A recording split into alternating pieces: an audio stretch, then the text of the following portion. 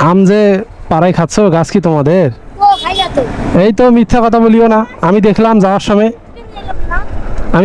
দেখছি তোমরা আম খাইছো, তো এই উপরে চড়ে আম খাচ্ছ।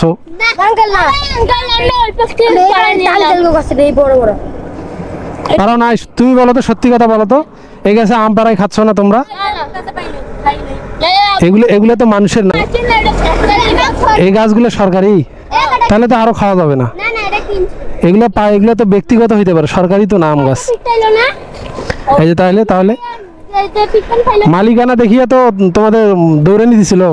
না, অন্য মানুষের দৌড়ে নিচ্ছে, আমরা অন্য কাছ থেকে পারেছি। এটা খোঁজ দিই, এটা তো কি আম? তা তোমরা খাচ্ছ না আম এখান থেকে?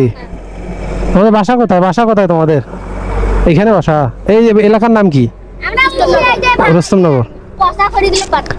ও আচ্ছা, খড়ি পাড়ার সমস্যা নাই, কিন্তু মানুষ কষ্ট করে এগুলো গাছ লাগাইছে আম খাওয়ার জন্য, তোমরা যদি চুরি করে নিয়ে যাও তাহলে তারা কি খাবে? চুরি করিও না, এমনি খড়ি টড়ি কি আছে পাড়াইও, কিন্তু আমটা এগুলো ইয়ে করিও না। আম খাওয়া নাই যে এই যে আমের ছোসাতে এখনো পড়ে আছে, এই যে কে খাইছে? হ্যাঁ, এই গাছের না। হ্যাঁ, তোমরা পারাও না এই গাছ থেকে নাকি?